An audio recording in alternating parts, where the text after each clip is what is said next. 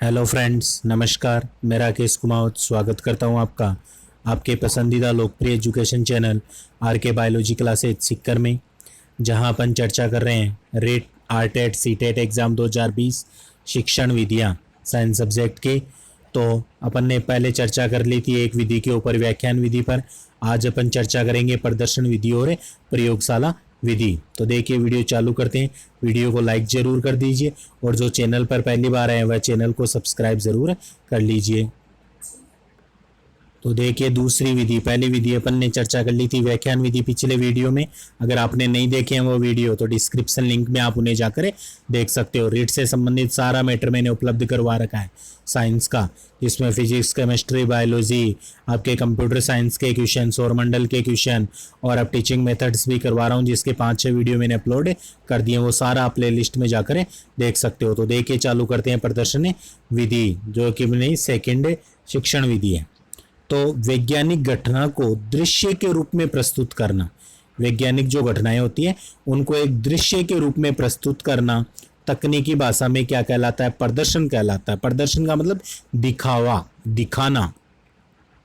तो वैज्ञानिक घटनाएं, क्रियाएं जितनी भी होती है उनको एक दृश्य या फिल्म के रूप में प्रदर्शित करना क्या कहलाता है? प्रदर्शन कहलाता है। और इस विधि में मूर्त से अमूर्त शिक्षण सूत्र एक व्यवहारिक, सफल एवं उपयोगी सूत्र स्वीकार किया गया है। मूर्त से अमूर्त शिक्षण सूत्र एक व्यवहारिक, सफल एवं उपयोगी सूत्र क्या किया गया? स्वीकार किया गया है। आगे अपन देखेंगे इसी में कि अधिगम, यानी जो सीखने की प्रक्रिया होती है, अधिगम की प्रक्रिया में अमूर्त विषय वस्तु का ज्ञान छात्र के मस्तिष्क में स्थायी नहीं रह पाता है।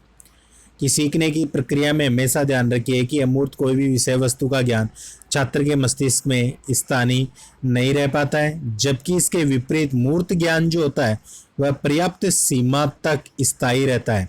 प्रदर्शन विधि इसी सिद्धांत पर आधारित है। यानी कि अमूर्त मूर्त ज्ञान, अमूर्त का मतलब होता है जो स्थायी नहीं रह पाता है, और मूर्त का मतलब होता है स्थायी ज्ञान। तो इसी पर आधारित कौन सी विधि? अपनी प्रदर्शन विधि आधारित है। इस प्रदर्शन विधि में शिक्षक छात्रों के सामने प्रयोग का प्रदर्शन करता है। इस विधि में शिक्षक क्या करता है? छात्रों के सामने प्रयोग का प्रदर्शन करता है तथा प्रयोग से संबंधित विभिन्न पक्षों की व्याख्या प्रस्तुत करता है। यानी प्रयोग भी करता है और प्रयोग से संबंधित विभिन्न पक्षों की व्याख्या भी प्रस्तुत करता है। प्रदर्शन के समय छात्र भी क्या? सक्रिय रहता है। प्रदर्शन के समय छात्र भी सक्रिय रहता है। इस प्रकार पाठ जो होता है वह द्विपक्षीय हो जाता है, जिसके अंतर्गत शिक्षक एवं छात्र की पाठ में लगातार रुचि भी बनी रहती है। इसके अलावा प्रदर्शन विधि में छात्रों की निरीक्षण एवं तर्क शक्ति का भी पर्याप्त विकास होता है। उदाहरण के लिए देखें तो सल्फ्यूरिक अम्ल की चीनी पर प्रक्रिया दिखाने के लिए शिक्षक छात्रों के सम्मुख तत्संबंधी प्रदर्शन प्रस्तुत करता है। यानी कि छात्रों को करके दिखाना वह एक प्रकार का होता है प्रदर्शन। कोई भी तथ्य होता है तो उसको सामने करके दिखाएंगे तो वह प्रदर्शन हो जाता है एक प्रकार का। अब प्रदर्शन विधि के गुण देखिए कौन कौन से होते हैं। इस विधि के जो मुख्य गुण होते हैं उनकी चर्चा अपन करते हैं। तो प्रदर्शन विधि गुण का फर्स्ट गुण देखिए, प्रदर्शन के माध्यम से वैज्ञानिक घटनाओं का अधिक स्पष्टीकरण संभव है तथा घटनाओं का अधिक स्थायी प्रभाव छात्रों के मस्तिष्क पर छोड़ा जा सकता है। प्रदर्शन अधिक रुचिकर भी होते हैं। पहला गुण तो यही है कि प्रदर्शन के माध्यम से जो वैज्ञानिक घटनाएं होती हैं उनको स्पष्ट बता सकते हैं अपन, और स्थायी रूप से छात्र इसे याद भी रख सकते हैं मस्तिष्क में, और प्रदर्शन जो होता है अधिक रुचिकर भी इसमें होता है। दूसरी विधि, यह विधि क्या है? मनोवैज्ञानिक विधि है, क्योंकि इसमें स्मृति और कल्पना पर निर्भर रहने के बजाय छात्र वस्तु को मूर्त रूप में देखते हैं। आगे अपन देखेंगे इसी में कि जो प्रदर्शन है, प्रदर्शन द्वारा छात्रों को सूक्ष्म प्रेक्षण अभ्यास, प्रदर्शन द्वारा छात्रों को सूक्ष्म प्रेक्षण का अभ्यास कराया जा सकता है। चौथा, अगर अपन देखें, शिक्षक के लिए समय और शक्ति की दृष्टि से प्रदर्शन अधिक उपयुक्त विधि है। शिक्षक के लिए समय और शक्ति की दृष्टि से प्रदर्शन जो है अधिक उपयुक्त विधि है, और प्रदर्शन के दौरान शिक्षक अपना नियंत्रण रहता है। प्रदर्शन के दौरान शिक्षक का अपना खुद का नियंत्रण इसमें रहता है, अतः वह शिक्षण बिंदुओं का अधिक स्पष्ट निर्देशन भी कर सकता है, क्योंकि वह खुद बच्चों को करके दिखा रहा है, इसलिए सारा नियंत्रण उसका रहता है और वह शिक्षण बिंदुओं को ज़्यादा से ज़्यादा स्पष्ट कर सकता है।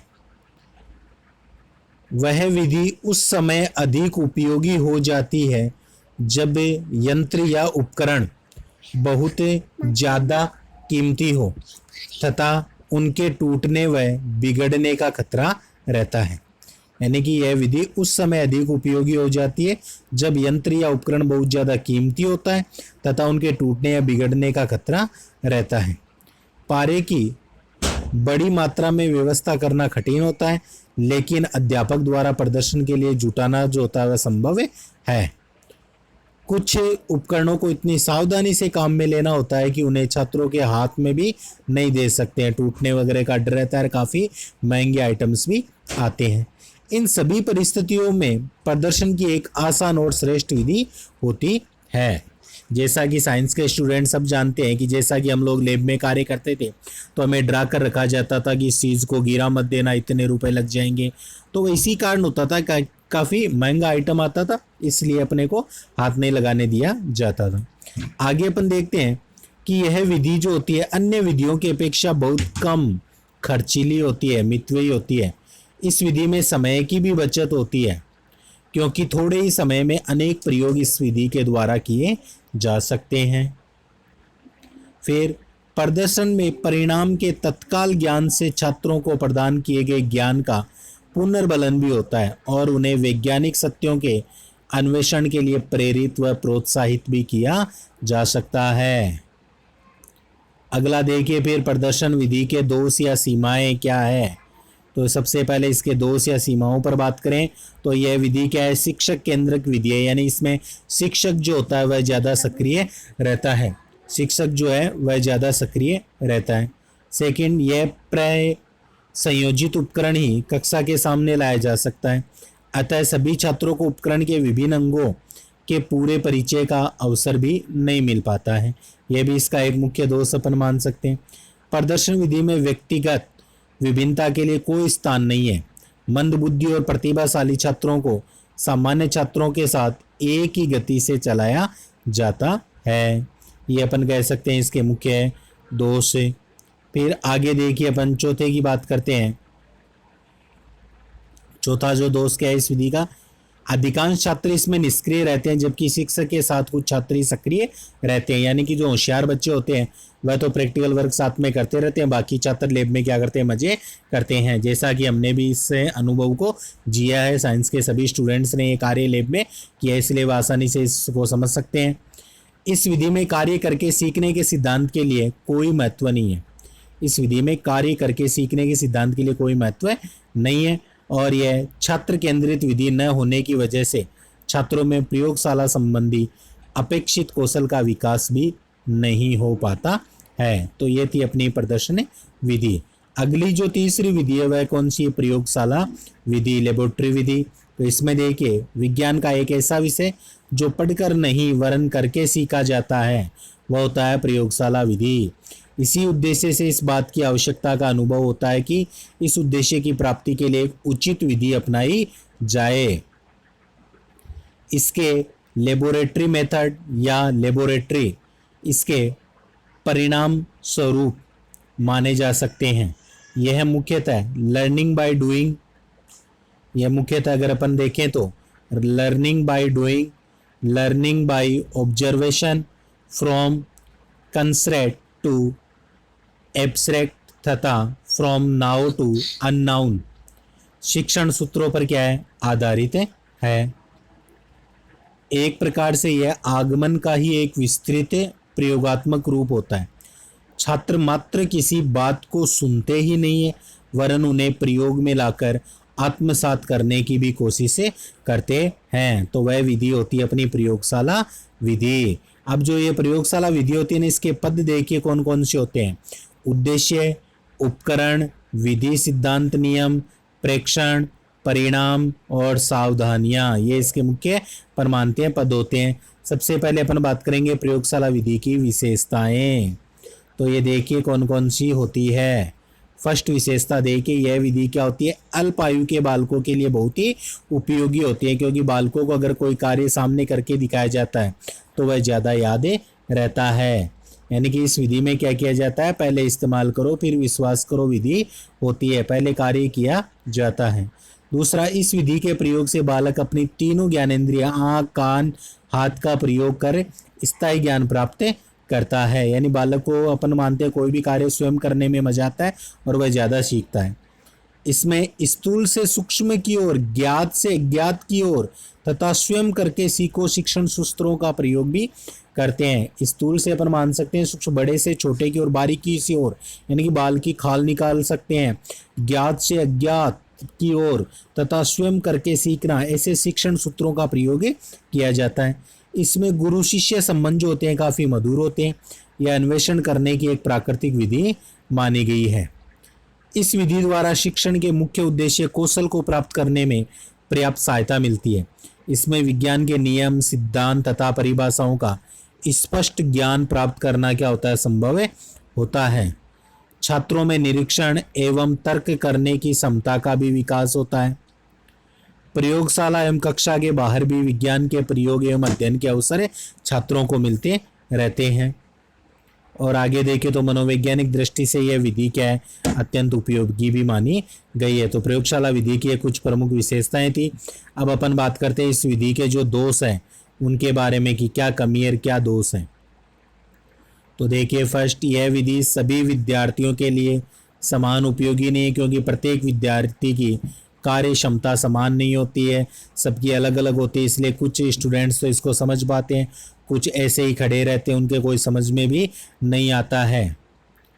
दूसरा, अपन देख सकते हैं प्रयोगों के द्वारा विज्ञान के सिद्धांतों की खोज आसान कार्य नहीं है। तीसरा देखें तो ये एक बहुत ही धीमी विधि है, निर्धारित पाठ्यक्रम को इसकी सहायता से समय पर पूरा नहीं करवाया जा सकता है। सीमित टॉपिक्स को अपन इस विधि से करवा सकते हैं, पूरा सिलेबस इसके माध्यम से संभव नहीं है, क्योंकि टाइम अधिक लगता है। प्रत्येक अध्यापक इस विधि का सफलतापूर्वक उपयोग भी नहीं कर सकता है, क्योंकि इसका उपयोग करने के लिए लेबोरेटरी का पूरा ज्ञान होना अति आवश्यक होता है, जो प्रत्येक ही टीचर को नहीं होता है। इस विधि में उपकरण आदि पर अधिक व्यय करना पड़ता है, जो कि भारतीय विद्यालयों के लिए संभव भी नहीं है। आगे देखिए, विज्ञान में अनेक ऐसे उप विषय हैं जिनको इस विधि से नहीं पढ़ा सकते हैं अपन। यह विधि छोटी कक्षाओं के लिए उपयोगी नहीं है, क्योंकि इस स्तर के विद्यार्थी उपकरणों से रखने के बजाय खेलना शुरू कर देते हैं। बिल्कुल सही बात है, छोटे जो बच्चे होते हैं वह क्या करते हैं कि यह और कार्य तो नहीं सीखते हैं, कुछ सीखेंगे नहीं, उन्हें कह देंगे ना ये है, तो उससे खेलना चालू कर देंगे उस सामान से। विज्ञान के सूक्ष्म विचारों को केवल कक्षा अध्यापक द्वारा ही पढ़ाया जा सकता है। और अंतिम, इस विधि से छात्रों में नकल करने की प्रवृत्ति को बढ़ावा मिल सकता है, क्योंकि हर छात्र पर नज़र रखना क्या होता है, मुश्किलें होता है। तो ये कुछ दोष या कमियां अपन इसकी मान सकते हैं। तो ये था आज का वीडियो, जिसमें अपन ने प्रदर्शन विधि और प्रयोगशाला विधि पर चर्चा की है। आशा करता हूँ वीडियो तो अच्छा लगा होगा। अच्छा लगा तो वीडियो को एक लाइक कर दीजिए और ज़्यादा से ज़्यादा वीडियो को शेयर ज़रूर कीजिए। इसके साथ मैं डेली रेड साइंस के टॉपिक वाइज MCQ क्वेश्चन उपलब्ध करवा रहा हूँ, उन्हें भी ज़रूर देखिए, ताकि आपकी तैयारी जो है काफ़ी बेटर हो सके। वीडियो देखने के लिए आप सभी का धन्यवाद। मिलते हैं अगले वीडियो में कल सुबह 6 बजे। तब तक के लिए जय हिंद, जय भारत।